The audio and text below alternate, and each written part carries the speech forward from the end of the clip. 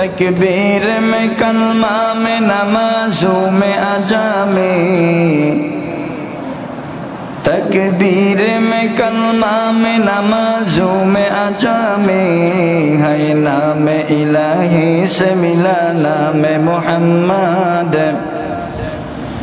है नाम इलाही से मिला नाम मोहम्मद। फरमाते हैं आदम को बुझे खुल्द तोरी में, फरमाते हैं आदम को बुझे खुल्द तोरी में, लिखा हुआ तू बाबे मिला नाम मोहम्मद, लिखा हुआ तू बाबे मिला नाम मोहम्मद। ذکر حق آمد غذائی روحی را، مرحمہ مدعی دل مجروح را، دل جو کھالے یاد حق سے آئے جواب، کھانا یہ شیطان ہے یوں دل بے غمار، سنگ دلاس سائی پلیلا پاکے کود، سینہ باتی دے محبت چاکے کود۔ সূরাতুল কাফিরুন আল্লাহ তাআলা কেন নাজিল করলো? এটা কেন আল্লাহ রাব্বুল আলামিন নাজিল করলো, কোন সময় নাজিল করলো, কি উপলক্ষে নাজিল করলো জানা দরকার না? আমরা সবাই তো সূরা কাফিরুন পারি কি না? অনেকেই পারি, অনেকেই আবার পারি না, অনেকেই পারি, অনেকেই আবার পারি না। তো আল্লাহ রাব্বুল আলামিন সূরাতুল কাফির নাজিল করছেন। আল্লাহ রাব্বুল আলামিন যখন জনাবে মুহাম্মদুর রাসূলুল্লাহ সাল্লাল্লাহু আলাইহি ওয়াসাল্লামের উপরে নবুয়তের মিশন জারি করে দিল, আল্লাহ রাব্বুল আলামিন যখন নবুয়তটাকে দান করলো, এরপরে যখন আল্লাহ রাব্বুল আলামিন নবুয়তের মিশন প্রচার করার জন্য তাকে হুকুম দিলেন, তো আল্লাহ রাসূল সাল্লাল্লাহু আলাইহি সাল্লাম বলেন, ইয়া রাব্বুল আলামিন, আমি ইসলাম প্রচার করব কাদের মাধ্যমে, কাদের কাছে আগে আমি দাওয়াতটা পৌঁছাবো? আল্লাহ রাব্বুল আলামিন জানাই দিয়েছেন, আপনি আপনার পরিবারের উপরে আগে ইসলাম প্রচার শুরু করে দেন। আল্লাহ হাবিব প্যারে মুহাম্মদুর রাসূলুল্লাহ সাল্লাল্লাহু আলাইহি ওয়াসাল্লাম এই অর্ডার পাওয়ার পরে তার পরিবারের কিছু লোকদেরকে ডাকলেন। আবু জাহেল, আবু লাহাব, উতবা, সায়বা, বড় বড় যে কাফেরদের লিডার ছিল, এই লিডারদেরকে একদিন দাওয়াত দিলেন। দাওয়াত দিয়া মেহমানদারি করাইলেন। মেহমানদারি করানোর পরে আল্লাহর নবী বলেন, ও আমার মুরব্বীরা, ও আমার চাচারা, আপনারা বলেন তো আমি কেমন লোক, আমি কেমন, আমার চরিত্র কেমন, আমি আপনাদের কাছে কেমন, এইটা আপনারা একটু বলেন। কেননা এই কথা আগে স্বীকৃতি নিয়েছে, ইসলাম প্রচারের ক্ষেত্রে হিকমত অবলম্বন করাও ফরজ। আল্লাহ রাব্বুল আলামিন বলেন, উদউ ইলা সাবিলি রাব্বিকা বিল হিকমাতি ওয়াল মাউইজাতিল হাসানা, তোমরা ইসলাম প্রচার করো উত্তম কথার মাধ্যমে, হিকমতের মাধ্যমে, বিনয় সহকারে তোমরা ইসলাম প্রচার করো। আল্লাহর নবী বলেন, ও আমার চাচারা, আপনি বলেন আমি কেমন লোক? সবাই এক বাক্যে বলল, মুহাম্মদ তুমি নিশ্চয়ই ভালো লোক। অথবা বলা আছে, সবাই বলল, আমরা এক একজন যদি বলি মুহাম্মাদের সার্টিফিকেট সম্পর্কে আমরা যদি জানাইয়ে দেই, এক একজন বলতে অনেক সময় লাগবে। সবাই বলল আবুল হিকাম, যার নাম বর্তমান আবু জাহেল, এর নাম ছিল আবুল হিকাম, তুমি মক্কার গভর্নর। ও আবুল হিকাম, বুদ্ধিমানের রাজা, তুমি ঘোষণা করে দাও মুহাম্মদ কেমন। আবুল হিকাম অথবা আবু জাহেল দাঁড়িয়ে গেলেন, বলেন, মুহাম্মদ তুমি যদি বলো তুমি কেমন, তোমার সম্পর্কে যদি আমরা বর্ণনা করতে যাই, সকাল থেকে সন্ধ্যা পর্যন্ত বর্ণনা করতে পারবো, তোমার প্রশংসা করা শেষ হবে না। বলেন না সুবহানাল্লাহ। বলে মুহাম্মদ রে শোনো, তোমার বর্ণনা যদি করতে যাই, যদি তোমাকে বলি তুমি চাঁদের মতো সুন্দর, তাহলেও তোমাকে অপমান করা হবে। আবার যদি বলি তুমি সূর্যের চেয়েও সুন্দর, তোমাকে অপমান করা হবে।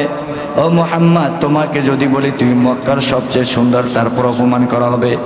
ও মুহাম্মদ, এক বাক্যে তুমি শোনো, কিয়ামত, পৃথিবীর শুরু থেকে কিয়ামত পর্যন্ত যত মানুষ আসছে এবং চলে গেছে, যত মানুষ আসবে এবং যাবে, সমস্ত মানুষের ভিতরে যত মানুষ আসবে, সমস্ত মানুষের ভিতরে এক নাম্বার হইল মুহাম্মদ, তুমি সবচেয়ে ভালো।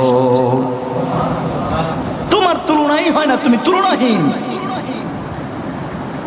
এই কথা সাক্ষ্য দেওয়ার পরে আল্লাহর নবী বলেন, চো আমার চাচারা, আপনারা যখন আমার সম্পর্কে ভালো সাক্ষ্য দিলেন, আমি একটা কথা বলতে চাই, আপনারা কি শুনবেন কিনা? আবু জাহেল বলেন, ও মুহাম্মদ, তুমি একটা কথা কেন, তুমি হাজার হাজার কথা বলতে পারো। তুমি যদি বলো সকাল থেকে কথা শুরু করবে, সন্ধ্যা পর্যন্ত বলবে, আমরা ওয়াদা দিলাম, তুমি যদি সন্ধ্যা পর্যন্ত বলো, আমরা একটা লোকও যাব না, তোমার মুখ থেকে কথাগুলো শুনবো। তুমি যদি বলো যে এই আমাদের পিছনে শত্রু আক্রমণ করার জন্য দাঁড়িয়ে আছে, ও মুহাম্মদ, আমরা কোনো দ্বিধা করবো না, এক বাক্যে বিশ্বাস করব।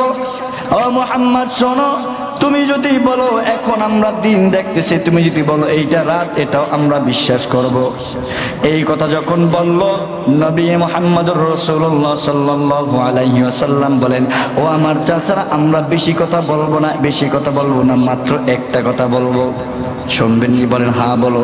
আল্লাহ নবী সঙ্গে সঙ্গে আল্লাহ রাব্বুল আলামিনের শিখানো বার্তা, আল্লাহ রাব্বুল আলামিনের ওহী জানাই দিলেন, ইন্নাল্লাযীনা তাদউনা মিন দুনিল্লাহি লা ইয়াখলুকু যুবাবা। ও আমার চাচারা, আপনারা যদি কথা শুনতে চান, সর্বপ্রথম একটা কথা বলবো, ইন্নাল্লাযীনা তাদউনা মিন দুনিল্লাহ লা ইয়াখলুকু যুবাবা ওয়ালাউ ইজতামাউ লাহ। সর্বপ্রথম আমি একটা কথা বলবো, আপনারা যেই মূর্তির আরাধনা করেন, আপনারা যেই বস্তুর আরাধনা করেন, আপনারা যার কাছে মাথা নত করে দেন, আপনারা যাকে নিয়ে উপাসনা করেন, আপনারা যাকে ইবাদতের মঞ্চ বানাইছেন, আপনারা যাকে প্রভু হিসেবে মানেন, ও আমার চাচারা শোনো, ওই তো আপনার উপাসনার যে আপনারা যাকে দেবতা মানেন, ওই দেবতার কোনো ক্ষমতা নাই একটা মাছি বানানোর মতো। ইন্নাল্লাযীনা তাদউনা মিন দুনিল্লাহ লা ইয়াখলুকু যুবাবান ওয়ালাউ ইজতামাউ লাহ ওয়া ইন ইয়াসলুবহুমুয যুবাবু শাইআন লা ইস্তানকিযুহু মিনহু দাওবাত তালিব ওয়াল মাতলুব। আল্লাহর নবী বলেন, আমার চাচারা শোনেন, আপনারা যেই মূর্তির উপাসনা করেন, আপনারা যাকে যার কাছে মাথা ঠেকাইয়া দেন, তাদের কোনো ক্ষমতা নাই, তারা একটা মাছি তৈরি করতে পারবে না। শুধু তাই না, ওয়া ইয়াসলুবহুমুয যুবাবু শাইআন লা ইস্তানকিযুহু মিনহু দাওবাত তালিব ওয়াল মাতলুব। শুধু তাই নয়, তাদের গায়ে যদি একটা মাছি পড়ে, এমনকি তাদের চেহারার উপরে যদি কুকুর প্রস্রাব করে দেয়, তাদের কোনো ক্ষমতা নাই, কুকুরকে বলবে বাবা একটু সরো। বলেন আছে কি নাই? তাদের কোনো ক্ষমতা নেই। তাদের চেহারার উপরে যদি কুকুর প্রস্রাব করে দেয়, ও আমার চাচারা, তারা ওই কুকুরকে সরানোর মতো ক্ষমতা নেই। আল্লাহ নবী করিম সাল্লাল্লাহু আলাইহি ওয়াসাল্লাম বসে আছেন, এক যুবক একটা ভাঙ্গা মূর্তি নিয়ে আল্লাহ নবীর কাছে হাজির হয়ে গেছেন। বলেন, ও নবী মুহাম্মদ, আমি আপনার কাছে আসছি, কিছু কথা বলতে চাই। আল্লাহ নবী বলেন, যুবকরে, তোমার কাঁধে মূর্তি এবং ভাঙ্গা কেন? বলেন, ইয়া রাসূলুল্লাহ, ইয়া হাবিবাল্লাহ, আমি একজন মূর্তি পূজক, আমি সবসময় মূর্তি পূজা করি। ইয়া রাসূলুল্লাহ, ইয়া হাবিবাল্লাহ, আমি এই মূর্তিটাকে দেবতা মনে করতাম, সব সময় আমার সিনার উপরে রাখতাম আর মনে করতাম এই মূর্তি আমাকে সকল বিপদ আপদ থেকে বাঁচিয়ে দিবে, এই মূর্তি সকল অকল্যাণ থেকে আমাকে কল্যাণ করবে। একদিন আমি পথিমধ্যে, ইয়া রাসূলুল্লাহ, আমি কোথাও রওনা করছি, পথিমধ্যে আমার প্রকৃতির ডাক আসছে, অর্থাৎ পেটের ভিতরে ব্যথা শুরু হয়ে গেছে। আমার কাজ সারার প্রয়োজন হলো, আমি এই মূর্তিটাকে সাথে নিয়ে গেলাম না, কারণ মূর্তিকে যদি আমি সাথে নিয়ে যাই তাহলে এই মূর্তিটা অপবিত্র হয়ে যাবে। ইয়া রাসূলুল্লাহ, ইয়া হাবিবাল্লাহ, আমি এই মূর্তিটাকে রাস্তার পাশে রেখে আমার কাজ সারার জন্য গেলাম। যখন আমি কাজ সেরে এই রাস্তার ভিতরে আসলাম, তখন দেখি আমার দেবতার মাথা থেকে টপ টপ টপ টপ করে পানি পড়তেছে। ইয়া রাসূলুল্লাহ, আমি মনে করলাম হয়তো রহমতের পানি, আমি রহমতের পানি মনে করে আমার জিহ্বাটা দিয়ে একটা চাটা দিলাম। দেওয়ার পরে দেখতেছি পানিটা লবণাক্ত, লবণ লবণ মনে হয়, আর কেমন দুর্গন্ধ শুরু হয়ে গেছে। ইয়া রাসূলুল্লাহ, আমি এইটা মনে করার পরে যখন দেখলাম ওই পানি থেকে দুর্গন্ধ শুরু হয়ে গেছে, আমার মনে হইল রহমতের পানি তো দুর্গন্ধ আসতে পারে না। সামনের দিকে যখন তাকাইলাম, সামনের দিকে তাকাইয়া দেখি একটা কুকুর ল্যান্ডাটা লড়াইতে লড়াইতে যাইতেছে, আর কুকুরের পিছন থেকে টপ টপ টপ টপ করে পানি পড়তেছে। ইয়া রাসূলুল্লাহ, ইয়া হাবিবাল্লাহ, এইটা দেখার পরে আমার ভিতরে চিন্তা আসলো, রে মূর্তি, তোকে আমি সকল বিপদ আপদ থেকে বাঁচানোর দেবতা মনে করতাম, আজকে তোর চেহারার উপরে কুকুরে প্রস্রাব করে তুই নিজে লড়াইতে পারলি না, তাহলে তোকে মেনে আমার লাভ হবে কি? আমার জিদ এমন ভাবে জিদ শুরু হইল, হাতের কাছে লাঠি ছিল, লাঠি দিয়ে আঘাত করলাম, সাথে সাথে ভেঙে গেল। আল্লাহ নবী মুস্কি মুস্কি হাসেন, সাহাবারাও হাসেন। নবী বলেন, ও যুবক, এখন তুমি কি করতে চাও? বলেন, ইয়া রাসূলুল্লাহ, ইয়া হাবিবাল্লাহ, আমি একটাই করতে চাই, আপনি আমাকে পড়াই দেন, আশহাদু আল্লা ইলাহা ইল্লাল্লাহু ওয়াহদাহু লা শারীকা লা ওয়া আশহাদু আন্না মুহাম্মাদান আবদুহু ওয়া রাসূলুহু। ও নবী, আপনি আমাকে মুসলমান বানায়া দেন। এই বয়ান যখন আল্লাহর নবী করলেন, করার পরে সমস্ত কাফেররা মাথা গরম হয়ে গেল, কিছু বলতেও পারে না। কুরাইশ বংশের লোক বললে তাদের উপর আঘাত আসবে। সবাই সেখান থেকে চলে গেল। যাওয়ার পরে সবাই পরামর্শ করলো মুহাম্মদকে কিভাবে থামানো যায়। আবু জাহেল চিন্তা করলো মুহাম্মদকে কিভাবে থামানো যায়। আবু জাহেল, আবু লাহাব এক জায়গায় বসিয়া সবে পরামর্শ করলো কিভাবে কি করা যায়। আবু জাহেল একটা বুদ্ধি দিল, শোনো মক্কার কাফেরেরা, আমরা মুহাম্মদকে এইভাবে থামাইতে পারবো না। মুহাম্মদকে থামানোর একটাই মাত্র ফন্দি আছে, সেইটা হইল কি, মুহাম্মদকে থামানোর জন্য যেই কাজটা করতে হবে, সব রাজ্য, মক্কার আশেপাশে যত রাজ্যগুলো আছে, যত গভর্নিং বডি আছে, তাদের কাছে চিঠি লিখে দাও, তাদের কাছে চিঠি পৌঁছাইয়া দাও। এবং তারা চিঠি লেখা শুরু করলো। চিঠির ভিতরে কি লিখবে, কি লিখবে? মুহাম্মদ সাল্লাল্লাহু আলাইহি ওয়াসাল্লামের বদনাম তো সব লিখতে পারে না। চিন্তা করলো কিছু আগে প্রশংসা করব, তারপরে বদনাম করব। আবু জাহেল লিখতেছে মুহাম্মাদের প্রশংসা, লিখতে লিখতে চিঠির এক পর্যায়ে শেষের কাছে যখন গেল, তাকাইয়া দেখলো মুহাম্মাদের প্রশংসা লিখতে লিখতে চিঠির 3 ভাগের 2 ভাগ কাগজ ভরে গেছে, এখন কাটতেও পারে না। এরপরে বলল যে ঠিক আছে, যা লিখছি লিখছি, এখন কিছু বদনাম লিখে দাও। গভর্নিং বডিতে লাগলো, ও আমার বন্ধুরা শোনো, কুরাইশ বংশে একজন মানুষ আছে যে আধা পাগল, যার মাথার ভিতরে সমস্যা, বলেন সে মাথা পাগল কিনা? নবী কি পাগল? নবী কি পাগল? তারা লেখছে নবী পাগল, পাগল, নাউজুবিল্লাহ। এই কথা বলে যখন চিঠি তারা গভর্নরের কাছে পৌঁছে দিল, সারা মক্কার আশেপাশে যত গভর্নর ছিল সকলের কাছে এই কথাগুলো পৌঁছে দিল। বিভিন্ন রাজ্য থেকে টেস্ট করার জন্য, পরীক্ষা করার জন্য বিভিন্ন লোক পাঠাইলো। এক রাজ্য থেকে 3 জন লোক পাঠাই দিল। যাও দেখো মুহাম্মাদের সম্পর্কে যা লেখছে আসলে মুহাম্মদ এইটা কিনা। যদি মুহাম্মদ এইভাবে পাগল হয়ে যায়, যদি মুহাম্মদ তার মন গড়া কিরসা কাহিনী মানুষের সামনে প্রকাশ করে, তাহলে আমরা সবাই মিলে তাকে হত্যা করব। এক রাজ্য থেকে 3 জন লোক আসলো। আসার পরে তারা গোয়েন্দা বিভাগের লোক, তারা আসলো দেখার জন্য নবী সাল্লাল্লাহু আলাইহি ওয়াসাল্লাম সম্পর্কে যেই কথাগুলো লেখছে এইটা সঠিক না বেঠিক। আসার পরে এই লোক যখন মুহাম্মদুর রাসূলুল্লাহ সাল্লাল্লাহু আলাইহি ওয়াসাল্লামের কাছে গেলেন, তার চেহারা মোবারক দেখলেন, তার সাথে কথা বললেন। যারাই দূর থেকে দেখার জন্য আসে তারাই নবীর প্রেমে পাগল হইয়া কালিমা পড়ে মুসলমান হয়ে যায়। বলেন না সুবহানাল্লাহ। এইভাবে বিভিন্ন রাজ্য থেকে লোক আসছে, যারাই আসে তারা আর যায় না, যারাই আসে তারা আর যায় না। রাজ্যের ভিতরে একটা হট্টগোল শুরু হয়ে গেছে, রাজা আমাদের লোককে আপনি সেখানে পাঠাই আমাদের লোককে আপনি হত্যা করছে। রাজাও বিপাকে পড়ে গেল।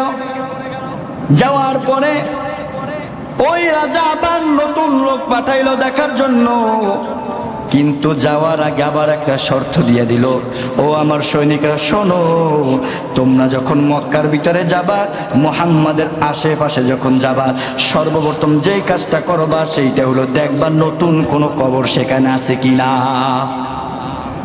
যদি নতুন কবর পাও মনে করবা তাকে হত্যা করছে, কথার যুক্তি ঠিক আছে কিনা। দেখবার আশেপাশে নতুন কোন কবর আছে কিনা। যদি নতুন কোন কবর দেখো মনে করবা তাকে হত্যা করছে। আর যদি নতুন কবর না থাকে তাদের সম্পর্কে খোঁজ লবা। দ্বিতীয় আবার যে লোকেরা আসলো, আসার পরে তারা বিভিন্ন জায়গায় কবর খুঁজতেছিল, কোথাও কবর পায় না। লোকজনদের কাছে জিজ্ঞাসা করে, এখানে 2-3 দিন 5 দিন আগে কোনো লোক মারা গেছে কিনা। সবাই বলে না, মারাও যায় নাই। হঠাৎ করে একদিন দেখে 3টা লোক মুখের ভিতরে দাড়ি, পরনে জুব্বা, হাতের ভিতরে তসবিহ। চেহারা দেখলে চিনা চিনাও মনে হয়, কিন্তু সাহস করে বলতে পারে না। হঠাৎ একদিন ধরলো, ভাই তোমরা কি অমুক রাজ্যের লোক? বলে হ্যাঁ। বলে তোমরা কি অমুক? 3 জন বলে হ্যাঁ। বলে তোমাদের এই হালত কেন? বলে ভাইরা আমাদের হালত কেন এইটা আমরা মুখে বলতে চাই না, তোমরা যে মুহাম্মাদের খবর নিতে আসছো ওই মুহাম্মাদের কাছে 3 দিন থাকো, 3 দিন পরে মনে চাইলে চলে যাও, না মনে চাইলে এখানে তোমরা থেকে যাবা। 3 দিন যখন তার কাছে রওয়ার পরে ওই যেই লোক দ্বিতীয়বার আসছে, ওরা আবার হুজুর পাক সাল্লাল্লাহু আলাইহি ওয়াসাল্লামের আদর্শ দেখে তার উপর বিমোহিত হয়ে তারা বলেন, ইয়া রাসূলুল্লাহ, ইয়া হাবিবাল্লাহ, আপনি আমাদেরকে কালিমা পড়ে মুসলমান বানাই দেন না। সুবহানাল্লাহ। এখন আবু জাহেল বলছে আরো বিপদ। হ্যাঁ, কাজটা করলাম কি? মুহাম্মদ এত দূর যাইতে পারতো না, যত দূর আমার বাহক গেছে, এত তাড়াতাড়ি যাইতে পারতো। লোক দলে দলে আসতেছে, মুসলমান হইতেছে। আবু জাহেলের মাথা গরম, কি করা যায়, থামানো যায় কিভাবে?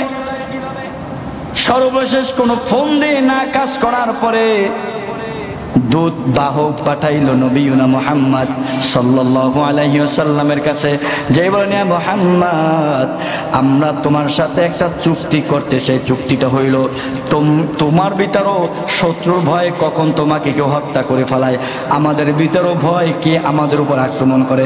তাহলে আসো একটা চুক্তি করি, 6 মাস আমরা তোমার ইবাদত করব, আর 6 মাস তুমি আমাদের খোদার ইবাদত করবা। বলেন না নাউজুবিল্লাহ। আল্লাহ নবী চুপ হয়ে গেলেন, কারণ আল্লাহ নবী তো কিছু বলতে পারে না, ওহী না আসলে তো সে কিছু বলতে পারে না।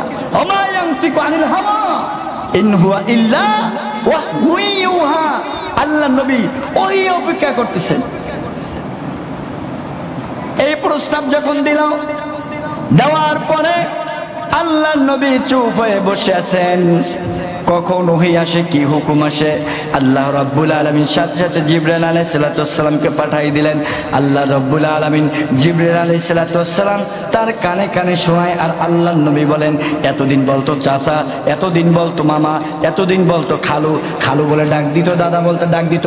আল্লাহ রাব্বুল আলামিন বলেন, মুহাম্মদ, এতদিন আপনি চাচা বলে ডাক দিতেন, এখন আর চাচা বলে ডাক দিবেন না, আপনি বলে দেন, কুল ইয়া আইয়ুহাল কাফিরুনা লা আ'বুদু মা তা'বুদুন। আপনার চাচা বলে ডাক দিবেন না, বলেন হে কাফেরের দল। কুল ইয়া আইয়ুহাল কাফিরুন লা আ'বুদু মা তা'বুদুন। খবরদার, একবার যা বলছো বলো, দ্বিতীয়বার আর বলতে যাবা না। লা আ'বুদু মা তা'বুদুন, তোমরা যার ইবাদত করো আমি মুহাম্মদ তার ইবাদত করতে পারি না। তোমরা যার ইবাদত করো আমি তার ইবাদত করব না, আমি তার ইবাদত করতে পারি না। ওয়ালা আনতুম আবিদুনা মা আ'বুদ, আর আমি যার ইবাদত করি তোমরাও তার ইবাদত করো না। আল্লাহ রাব্বুল আলামিন বলেন, হাবিব আপনি জানাই দেন, তোমরা যার ইবাদত করো আমি তার ইবাদত করি না, আমি যেই খোদার ইবাদত করি তোমরা তার ইবাদত করো না। আল্লাহ রাব্বুল আলামিন সূরাতুল বাকারার ভিতরে জানাই দেন, ওয়ালা তালবিসুল হাক্কা বিল বাতিল ওয়া তাকতুমুল হাক্কা ওয়া আনতুম তা'লামুন। আল্লাহ রাব্বুল আলামিন বলেন, মানুষে শোনো, হক এবং বাতিল, হককে বাতিলের সাথে মিশ্রিত করো না, বাতিলকে হকের সাথে মিশ্রিত করো না। তোমরা হকের সাথে বাতিলকে মিশ্রিত করো না, যার যার টাকায় তাকে থাকতে দাও। কথা বুঝছেন? হকের সাথে বাতিল কি করা যাবে না? মিশ্রিত করা যাবে না। আজকে আমরা তো মিশ্রিত করি কি করি না বলেন? করে না। বাতিল হইল কি? ইসলাম পরিপন্থী যেইগুলো আছে, ইসলাম পরিপন্থী যে সকল কাজগুলো আছে সবগুলো বাতিল। আজকে আমরা দেখানোর জন্য, মানুষের কাছে সহানুভূতি পাওয়ার জন্য আমার ঈমানকে আমি বিক্রি করে দেই, আমি ঈমানকে বিক্রি করে বাতিলের সাথে আমি বাতিলের শুভেচ্ছা জানাই। আছে না নাই বলেন না? নামদারি মুসলমান, পূজায়ও যায়, নামদারি মুসলমান, মসজিদেও আসে, নামদারি মুসলমান, আবার মাহফিলও বসে, নামদারি মুসলমান। আল্লাহ রাব্বুল আলামিন এদের সম্পর্কে বলেন, আল্লাহ রাব্বুল আলামিন বলেন, লা আ'বুদু মা তা'বুদুন। হাবিব আপনি জানাই দেন, তোমরা যার ইবাদত করো আমি তার ইবাদত করি না। এইটা কি শুধু তার জন্য না আমাদের জন্য? বলেন আমাদের জন্য কিনা বলেন, না শুধু আল্লাহ নবীর জন্য? এখন আমরা যদি মনে করি না ওই আয়াত নাজিল হয়েছে নবীর উপরে, ওটা নবীর জন্যই পড়তেছে, আমাদের জন্য না। আল্লাহ রাব্বুল আলামিন সবাইকে বলছেন, লা আ'বুদু মা তা'বুদুন। তোমরা বলো, মুমিনগণ তোমরা বলো যে তোমরা যার ইবাদত করো আমরা তার ইবাদত করি না। অর্থাৎ আমরা আল্লাহকে আল্লাহ মনে মানি, আমরা আল্লাহকে আল্লাহ হিসেবে বিশ্বাস করি। আমাদের রব হইল একমাত্র আল্লাহ, আমাদের সব কিছুর মূলে হইল একমাত্র আল্লাহ। আমরা আল্লাহকে মানি, আমরা অন্য কোনো লোক, অন্য কোনো ধর্মকে মানি না। বলেন ঠিক কিনা? তা না মানি যদি, তাহলে ধর্ম যার যার উৎসব সবার এই কথা আসলো কোথা থেকে? এই কুফরি মতবাদ কে বলার জন্য অনুমতি দিল? আপনি কথা বলার আগে চিন্তা করতে হবে। ধর্ম যার যার উৎসব সবার যদি হয়, তাহলে দুর্গা পূজা তো আমার জন্য উৎসব করা তো আমার জন্য তাহলে এটা প্রযোজ্য নাকি? আপনি কি পূজায় যেতে পারবেন? ঈমান বিক্রি কে করতে বলছে আপনাকে? আপনি জানেন না, আপনি কদর করতে পারেন না। ঈমান, আল্লাহ তাআলা যে আমাকে মুসলমান বানাইছে, কত বড় দামি একটা সম্পদ দিছে, এটা আমরা জানি না বিধে আমরা সেখানে যাই আর বলি কি শারদীয় দুর্গা পূজার শুভেচ্ছা। নাউজুবিল্লাহ কর না। শুভেচ্ছা জানানো কোন মুসলমানের পক্ষে জায়েজ না, হারাম, স্পষ্ট হারাম। জানাইতে পারবেন না। আপনি যদি শুভেচ্ছা জানান তাহলে মনে করতে হবে যে আপনিও তার সাথে সম্পৃক্ত, আপনি তো ওটাকে বিশ্বাস করেন বিধায় আপনি তাকে অ্যাকসেপ্ট করতেছেন। কোন মুসলমানের জন্য শুভেচ্ছা জানানো যাবে না। যদি আপনি শুভেচ্ছা জানাইতে যান, আল্লাহ রাব্বুল আলামিন, আল্লাহর নবী হাদিসের ভিতরে বলেন, মান তাশাব্বাহা বিকওমিন ফাহুয়া মিনহুম। যেই ব্যক্তির সম্পর্ক, যেই ব্যক্তি সাদৃশ্য যার মতো হবে, যেই ব্যক্তির কাজ কর্ম লেবাস বেশভূষা যার মতো হবে, কিয়ামতের ময়দানে আল্লাহ রাব্বুল আলামিন তাকে তার সাথে দিয়ে দিবেন।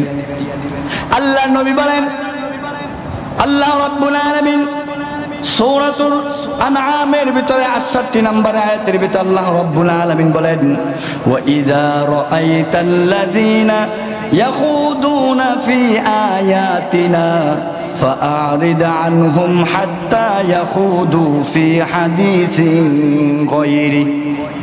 আল্লাহ রাব্বুল আলামিন সূরা আনআমের ৬৮ নম্বর আয়াতের ভিতর জানাই দেন, যদি যখন তোমরা দেখবে আমার আয়াত অস্বীকারী, অর্থাৎ আমি যেই জিনিসটা দুনিয়ার ভিতরে দিছি, যেই জিনিসটা তোমাকে কোরআনের মাধ্যমে পাঠাইছে, আয়াতকে অস্বীকার করে, আয়াত সমূহের সাথে সাংঘর্ষিক এমন কোন কাজ বা এমন কোন কথা যদি কাউকে তোমরা বলতে দেখো, ফি হাদিসিন গায়রি, তখন তোমরা সেখান থেকে তোমরা কি কর, প্রস্থান করে চলে যাও। সেখানে তোমরা থাকবে না, সেখানে তোমাদের যাওয়া জায়েজ নাই। আল্লাহ রাব্বুল আলামিন অন্য এক আয়াতের ভিতরে সূরাতুন নিসার ভিতরে ১৪০ নম্বর আয়াত আল্লাহ রাব্বুল আলামিন বলেন, ইন্নাকুম ইযাম মিসলুহুম ইন্নাল্লাহা জামিউল মুনাফিকিনা ওয়াল কাফিরিনা ফি জাহান্নামা জামিআ। বলেন না নাউযুবিল্লাহ। আল্লাহ রাব্বুল আলামিন এখানে কি বলেন, তোমরা যদি সেখানে যাও আর তোমরা যদি সেই কথাগুলো শোনো, ভালো করে বুঝবেন। আজকে তো বহুত নেতারা যায়, বহুত নেতারা অবাক লাগে, দাড়ি টুপি নিয়া তারপর পূজা মণ্ডপে যাইয়া তারপর বলে তোমাদের পূজা আর আমাদের রোজা এক। নাউজুবিল্লাহ কর না, এটা কোন মুসলমান বলতে পারে কিনা? আবার এক নেতাকে দেখলাম, উনি খুব গর্বের সহকারে বলতে আছে যে দুর্গার যে শক্তি, অসুরকে বধ করার যে শক্তি নিয়ে আসছে, আমরা সেই দুর্গার শক্তি নিয়ে অসুরকে বধ করে আমরা দেশকে কন্ট্রোল করবো। কন্যা নাউজুবিল্লাহ। তাহলে ওই আহাম্মকে আমরা বলতে চাই, তুমি তোমার দুর্গার শক্তি নিয়ে তুমি কাজ করো, আমরা আল্লাহর শক্তি নিয়ে এই দেশকে জয় করবো ইনশাআল্লাহ। এই কথা কোনো মুসলমান বলতে পারে? এটা মুসলমানের কথা। আবার এক মুসলমানকে দেখলাম, উনি বলেন তোমাদের উলুর ধ্বনি আর আমাদের আজান সমান। বলেন না নাউজুবিল্লাহ। কোন মুসলমান যদি এই কথা বলে তার ঈমান থাকবে না। প্রকাশ্যে বলছে, প্রকাশ্যে তওবা করবে, যদি তওবা না করে ওর ঈমান শেষ। কোনো ফতোয়া নাই, ফতোয়া একটা কোরআনের আয়াত দিয়ে দিছে, ফতোয়া কিসের? এখানে আপনি বলবেন যে না আমি তো পূজা করি নাই, আমি তো গেছি সেখানে। সেটা আল্লাহ তাআলা বলেন, যদি যেখানে দেখো তুমি আমার আয়াতের বিরোধী কথাবার্তা হচ্ছে, আমার আয়াতকে অস্বীকার করা হচ্ছে, ইন্নাকুম ইযাম মিসলুহুম ইন্নাল্লাহা জামিউল মুনাফিকিন ওয়াল কাফিরিনা ফি জাহান্নামা জামিআ। যেখানে দেখবা এই কথাবার্তা হচ্ছে সেখান থেকে তুমি চলে যাও। যদি তুমি না যাও, আল্লাহ রাব্বুল আলামিন বলেন এই সকল মুনাফিক আর কাফের, এদেরকে আল্লাহ রাব্বুল আলামিন একভাবে এক জায়গায় স্থান করবে, তাদেরকে লাঞ্ছিত অপমানিত করতে করতে জাহান্নামের ভিতরে নিয়ে যায়। বলেন নাউজুবিল্লাহ। এটা যেমন তেমন কথা না। আপনি মনে করলেন আমি গেলাম তাতে কি হয়েছে, আমি তো সেখানে কিছু করি না। হাদিসের ভিতরে আছে আল্লাহর নবী বলেন, ওমর ইবনে খাত্তাব রাদিয়াল্লাহু তাআলা আনহু বলেন, আবু দাউদ শরীফের হাদিসের ভিতরে আছেন, ওমর ইবনে খাত্তাব রাদিয়াল্লাহু তাআলা আনহু থেকে বর্ণিত, আল্লাহর নবী বলেন, যেখানে তোমরা কাফের এবং মুশরিকদের উপাসনালয় দেখবা, অর্থাৎ গির্জা দেখবা, অর্থাৎ মন্দির দেখবা, অর্থাৎ যেখানে মুসলমান ছাড়া বিধর্মীদের ইবাদত করে, অর্থাৎ শিরকি কাজবাজ হয়, কুফরিয়াতের কাজবাজ হয়, আল্লাহর সাথে শরীক হয়, এমন স্থান থেকে তোমরা দূরে থাকো। এটা ভালোভাবে বুঝেন। আল্লাহ ছাড়া যেখানে শিরিক হয়, যেখানে শিরিক করে, যেখানে কুফরি করে, ওই কুফরির ধারে কাছে তোমরা যাবা না। ওমর ইবনে খাত্তাব রাদিয়াল্লাহু তাআলা আনহু বলেন, কেন তোমরা সেখানে যাবা না? সেখানে আল্লাহ রাব্বুল আলামিন ততক্ষণ পর্যন্ত আল্লাহর আসমান থেকে ওই স্থানের উপরে আল্লাহ রাব্বুল আলামিন সরাসরি গজব নাজিল করে। বলেন না নাউজুবিল্লাহ। আল্লাহ তাআলা গজব নাজিল করে। তাহলে আপনি যদি সেখানে যান তা গজবের ভাগ আপনি হবেন না?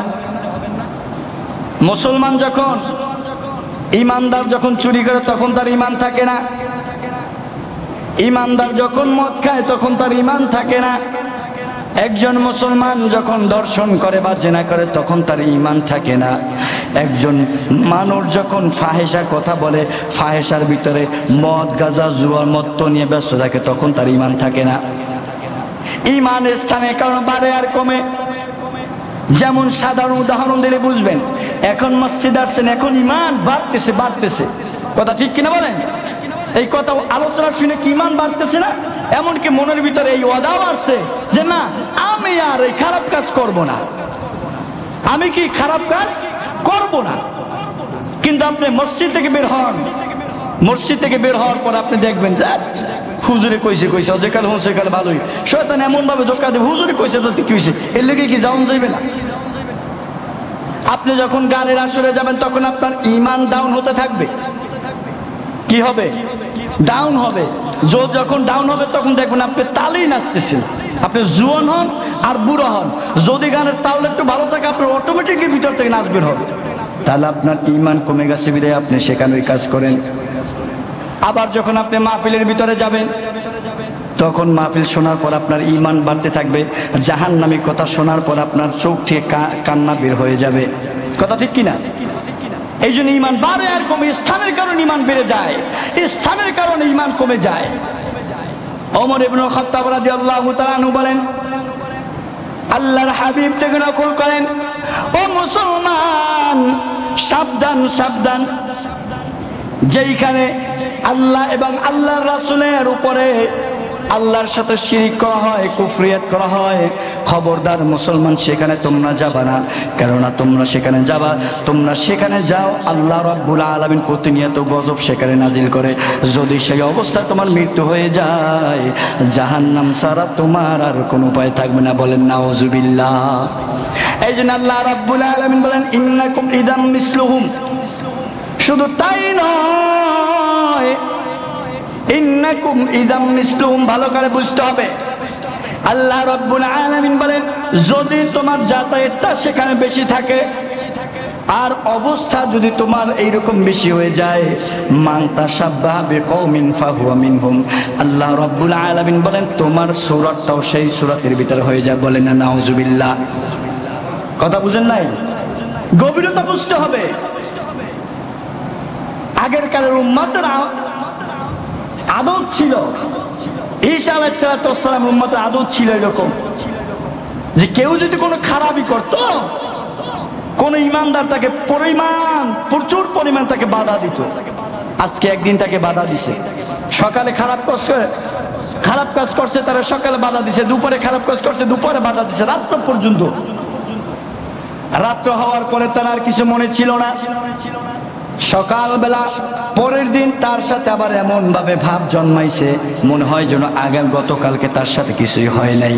আল্লাহ রাব্বুল আলামিন বলেন, এইরকম করতে করতে এমন অবস্থা হয়েছে যেই লোকটা আগের দিন বাধা দিছে, এর পরের দিন বাধা দিছে, আবার তার সাথে সম্পর্ক রাখতে রাখতে এমন অবস্থা হয়েছে আল্লাহ রাব্বুল আলামিন তার সাথেও তার মোহাব্বত জুড়াই দিছে। অর্থাৎ যেই লোকটা গতকালকে চুরি করত, আজকে যেই লোকটা বাধা দিত, 3 দিন পরে ওই লোকটার হালত আল্লাহ রাব্বুল আলামিন তার মতো বানাই দিয়েছে। বলেন নাউজুবিল্লাহ। আল্লাহ রাব্বুল আলামিন এই জন্য সূরাতুন নিসার ভিতরে বলেন, ইন্নাকুম ইদাম মিসলুহুম, হে মুসলমান সাবধান সাবধান, তুমি যদি তার সাথে যাও, তার সাথে সম্পর্ক রাখো, আল্লাহ রাব্বুল আলামিন তোমার সূরাটাও তার মতো বানাই দিয়ে। বলেন না নাউজুবিল্লাহ। এই জন্য যাওয়া যাবে না। হাদিসের ভিতর আছেন, যার সাথে যার মোহাব্বত তার সাথে তার জান্নাত। আপনার মোহাব্বতটা হবে আল্লাহওয়ালার সাথে, আপনার মোহাব্বতটা হবে কোরআনের সাথে, আপনার মোহাব্বতটা হবে মসজিদের সাথে। আল্লাহ রাব্বুল আলামিন কিয়ামত ময়দানে আল্লাহ রাব্বুল আলামিন আপনার জান্নাতটাও দিবেন মসজিদের সাথে। আপনার সম্পর্ক হবে বিধর্মীর সাথে, আপনার মোহাব্বতটা হবে মুনাফিকের সাথে, আপনার মোহাব্বতটা হবে কাফেরের সাথে। আল্লাহ রাব্বুল আলামিন বলেন তোমার জান্নাত তোমার জাহান্নামটাও হবে কাফেরের সাথে। বলেন নাউজুবিল্লাহ। আল্লাহর হাবিব জানাই দিলেন, কাফের শোনো, লা আবুদু মা তা'বুদুন, তোমরা যার ইবাদত করো আমরা তার ইবাদত, আমি তার ইবাদত করি না। ওটা কি একদিনের জন্য? কিয়ামত পর্যন্ত একই হুকুম চলবে। কিন্তু আপনি আমি কি করি? আপনি আমি কি করি? মুখে বলি, অন্তর থেকে আমরা পারি না। আমাদের বিভিন্ন রাজনৈতিক কর্মসূচি থাকে, না দেখাইলে ভোট কমে যায়। আসলে আল্লাহ রাব্বুল আলামিনের ফয়সালার উপরে কোনো ফয়সালা আছে? আল্লাহ রাব্বুল আলামিন বলেন ওয়া মাকারু ওয়া মাকারাল্লাহু ওয়াল্লাহু খায়রুল মাকিরিন। শয়তান যতই ফন্দি করুক, শয়তানের ফন্দি যতই শক্তিশালী হোক, কাল আনআমি দাঈফা, আল্লাহ রাব্বুল আলামিন বলেন তাদের কৌশল হইল এই মাকড়সার জালের মতো। মাকড়সার জাল কি মনে হয় অনেক শক্তিশালী? কথা বলেন। হ্যাঁ, যদি মসজিদটা পুরো ভরে ফেলে অনেক শক্তিশালী না? আপনি চোখের সামনে দেখেন অনেক শক্তিশালী। কাল আনআমি দাঈফা, আমার আল্লাহ রাব্বুল আলামিন বলেন মাকড়সার জালের মতো। শয়তান যতই চক্রান্ত করুক না কেন, ও হাবিব আপনি বিচলিত হবে না। কাল আনআমি দাঈফা, ওদের চক্রান্ত হইল খুবই দুর্বল। শুধু দুর্বল নয়, দুর্বলের পরও দুর্বল। যেমন মাকড়সার জাল সারা মসজিদ যদি বিছাইয়া ফেলায়, আপনি যদি 100 গ্রামের একটা পাথর ছেড়ে দেন, সাথে সাথে সমস্ত মাকড়সার জালগুলো পড়ে ভেঙে যাবে। দেখতে মনে হয় যেন হাজার হাজার মাইলের রশি দিয়ে পেঁচানো আছে। কিন্তু আল্লাহ রাব্বুল আলামিন বলেন আল্লাহ তাআলা যে কৌশল করে রাখছেন, ওই কৌশলের উপরে কোনো কৌশল চলবে না। অতএব তুমি আল্লাহর পথে চলো, আল্লাহ তোমার জন্য যা রাখছেন সেটাই হবে। বলেন না ঠিক কিনা? তাহলে দেখানো দরকারটা কি? আপনি কেন দেখাইতে যাবেন? ঈমান বিক্রি করতে যান মিয়া? একটু চিন্তা করেন না যে আল্লাহ তাআলা আমাকে যে মুসলমান বানাইছে, আরে আমি যদি একটা হিন্দুর ঘরে জন্মগ্রহণ করতাম, তাহলে ওই অবস্থায় যদি আমি মারা যাইতাম, আমার অবস্থা হইতো। আজকে আল্লাহ তাআলা আমাদেরকে ইমানদার বানাইছে, বিধায় আমরা ইমানকে নষ্ট করতেছি দুনিয়ার লোভে পড়ে। এই দুনিয়ার লোভ কতক্ষণ থাকবে? এই দুনিয়া মিছে মায়া, শুধু আশায় যাওয়ার ঘর। সুখ বুঝিলে বুঝবারে বন্ধু, কেবা আপন কেবা পর। চোখ বুঝিলে বুঝবারে বন্ধু, কেবা আপন কেবা পর। একটু চোখটা বন্ধ করে চিন্তা করে দেখেন, আরে আমি তো দুনিয়া থেকে চলে গেছি, আমার তো কিছুই নেই। আমার জানটা কবজ হয়ে গেছে, আমার খাটটা পড়ে আছে, আমার হাজার হাজার ভরি স্বর্ণ আলমারির ভিতরে আছে। আমার ভাই ব্যস্ত হয়ে গেছে আমাকে কাপনের কাপন পরানোর জন্য। আমার সন্তান ব্যস্ত হয়ে গেছে কখন বাবাকে গোসল করে কবরের ভিতরে দেওয়া যায়। আমার সন্তানটা পাশে বলে আব্বু আব্বু বলে কান্না করে, আমার ভাই বারবার কান্না করে, প্রাণের স্ত্রীও কান্না করে, কিন্তু আমি তো কিছু বলতে পারি না। আরে এখন তো আমাকে গোসল করানোর জন্য নিয়ে যাইবে। যদি একটু মোরাকাবার হালতে চিন্তা করেন, এখন আমাকে গোসল করানোর জন্য নিয়ে যাইবে। গোসল করাইতে নেওয়ার পরে, গোসল করানোর পরে সর্বপ্রথম যখন পায়ের ভিতরে বান দিবে, মন রে বুঝানো রে মন, এই পার বানটাই হলো সর্বশেষ বান, এরপর পা দিয়ার কোনো কাজে আসবে না।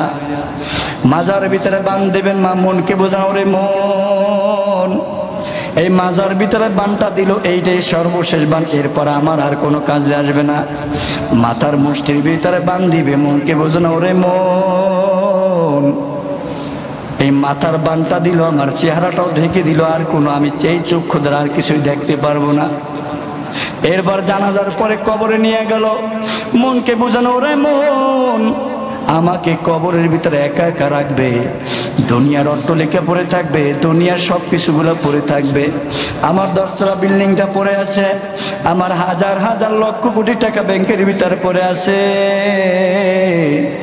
আমাকে একা কবরের ভিতরে রাখলো।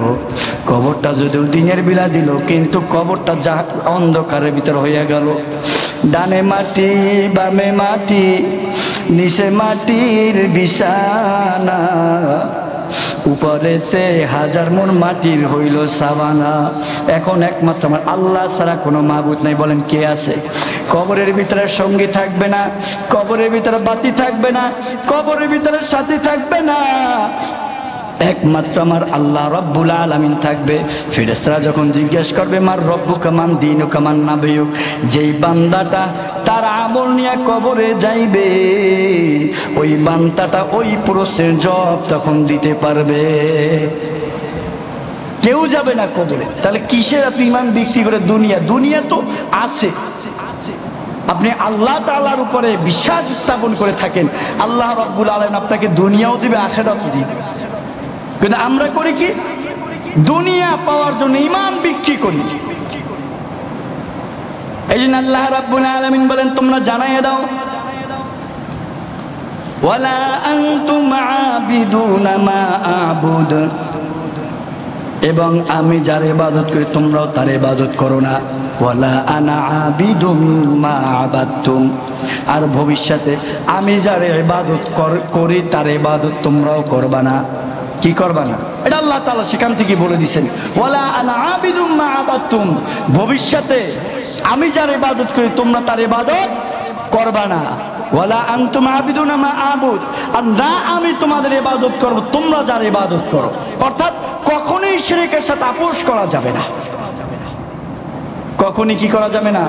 শিরকের সাথে আপোষ করা যাবে না, কুফরিয়াতের সাথে আপোষ করা যাবে না।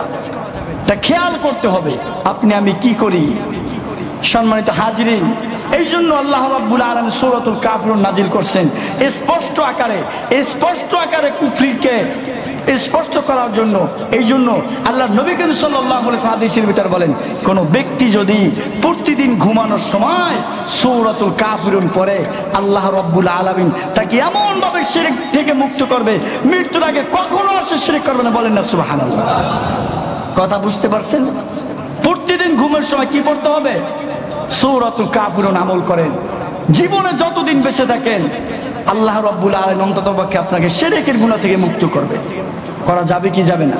সবাই পারি আমরা? যারা পারি আমরা আমল করব, আর যারা পারি না ইনশাআল্লাহ আমরা শিক্ষা গ্রহণ করব। দরকার সূরাতুল কাফিরুনের মর্তবা অনেক। সূরা কাফিরুন হইল কোরআন শরীফের চতুর্থ ভাগের এক ভাগ। আপনি একবার তিলাওয়াত করবেন, আপনি কোরআন শরীফ চতুর্থ ভাগের এক ভাগ তিলাওয়াত করার মতো আপনি সব পাবেন। বলেন না সুবহানাল্লাহ। কোন লোক যদি সূরাতে ইখলাস একবার তিলাওয়াত করে, কোরআন শরীফের 3 ভাগের 1 ভাগ অর্থাৎ 10 পারা তিলাওয়াত করলে যেই সব পায় আল্লাহ রাব্বুল আলামিন তার আমলনামায় ওই সবটা দিবেন। বলেন না সুবহানাল্লাহ। এই জন্য বেশি বেশি সূরা ইখলাস সূরা কাফিরুন তিলাওয়াত করবেন। আল্লাহর নবী করিম সাল্লাল্লাহু আলাইহি ওয়াসাল্লাম নফল নামাজের ভিতরে বেশি বেশি এগুলো পড়তেন। সূরা কাফিরুন আর সূরা ইখলাস আল্লাহর নবী করিম সাল্লাল্লাহু আলাইহি ওয়াসাল্লাম বেশি বেশি পড়তেন। এই জন্য সম্মানিত হাজিরিন, আমরা যারা সূরাতুল কাফিরুন পারি, নফল নামাজ আমরা পড়তেছি, আমরা সূরা কাফিরুন প্রথম রাকাতে, দ্বিতীয় রাকাতে সূরা ইখলাস আমল করব। এরপরে রাত যখন আমরা ঘুমাইতে যাব আমরা ওই নিয়ত আল্লাহ সূরা কাফিরুন তিলাওয়াত করলাম, আল্লাহ আমল আর যা করতে পারে না পারি আল্লাহ মৃত্যুর আগে অন্ততপক্ষে শিরক থেকে অন্ততপক্ষে মুক্ত থাকতে পারি, এই তৌফিককে আপনি আমাদেরকে দান করুন। আল্লাহ তাআলার কাছে আমরা দোয়া করতে পারবো না? আল্লাহ রাব্বুল আলামিন আমাদের তৌফিক দান করুক। আমিন। ওয়া আখির দাওয়ানা আনিল হামদুলিল্লাহি রাব্বিল আলামিন।